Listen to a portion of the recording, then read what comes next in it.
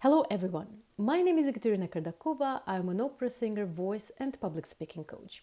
In this video, I want to talk to you about 3 crucial mistakes while online presenting.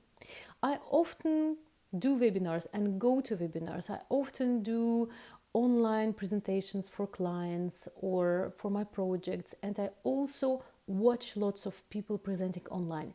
And I noticed that still many people have troubles to present themselves online. And of course, it's not that easy because the only thing what you can show is your upper body, basically your face and your voice. And this is the only non-verbal communication you can do with your audience or with your potential client or with your colleague online. What to do? What are the 3 biggest mistakes? Mistake number 1, monotonous voice.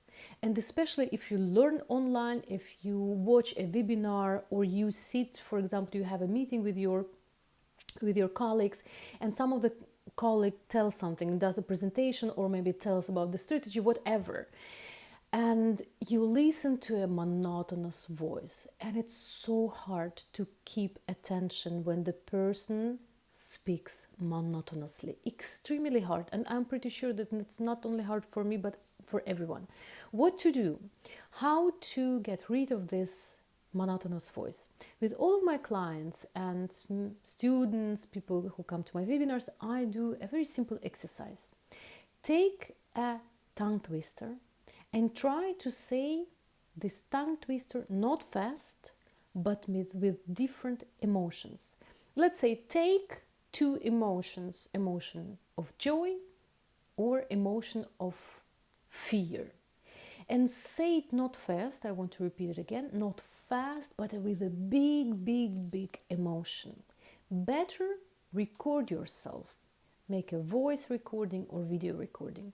And then you can hear the difference when you say with different emotions. If you have troubles to create the emotion, or you might ask, okay, but how should I say it, for example, with emotion of joy? How should I say it? So remember how we in the theater, in acting, create different emotion. We remember, or I remember, when I experienced joy last time. What happened? And first of all, how I felt and what I felt. This, this inner state of mind. And from this inner state of mind, I say this tongue twister. Your task when you do this exercise is to create a big emotion. And when you listen to your recordings, you see how different the voice sounds. So when my main idea for this exercise is that monotonous voice, it means that a speaker doesn't have any emotion. And this is also important because we, all people, remember information on an emotional level. We do remember what kind of emotion or what kind of association, a picture in our head was created when the speaker talked or while different situations. So when you speak, especially online, speak more emotionally. People usually a little bit afraid of emotional talking, but we need it so much, especially in online format, because this is the only thing we can work and keep audience attention. Second mistake is that many people miss storytelling. And storytelling, I don't necessarily mean that you have to tell the story from your birth and your whole CV. No. Pretty often I have clients, consultant or startuppers. And take the situation of consultant. The thing is that they often forget to tell business cases, to tell about what kind of struggle they or what kind of solution for what kind of struggle they found and how they created the solution. So basically with this storytelling, your task is to show before and after. And more these business cases you find for your clients, for your audience, or for your colleagues, better people remember, because this is also how our brain works. We remember stories, but not just all the stories.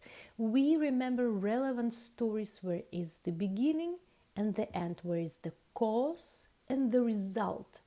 And when you show the whole traction, for example, if you're a consultant or a coach or an expert, when you can show the whole traction, that was the problem of my client, and these steps we've done to gain this result, you tell about the result and you tell about the traction, then all the people who listen to you online, they immediately think, I wish I could have the same result. This is good. I might ask this coach or this consultant for more information. So with all these business cases, storytelling, you create more visibility, more interest, and more clients. And mistake number 3 is that many people lose the eye contact. Many people think like, okay, I'm online, I don't see people. I see only, if I'm on Zoom, only this, quadrats with sometimes even people don't turn on the camera. With whom should I talk? However, people, even if they turned off the camera, they are watching you. And if you as a speaker speak and, don't watch in this little hole the camera, people might think that you are not talking to them. So they also lose the interest. Because I also noticed that some people, especially if you might think about something, they think like this, staring some point somewhere. You kind of, you don't invite, I always repeat it, you don't invite people to a dialogue. You don't create this important eye contact. And for online presentations, for online meetings or online cell calls with your clients, this is the most important part, that the person feels connected with you, that the person feels that you are interested in your potential client, in your audience.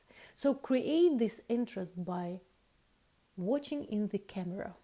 There is this little hole and you should talk not with the, abstract someone somewhere on the ceiling, but you have to communicate with this little hole. Then people will understand that you're talking and addressing your topics, your information to them.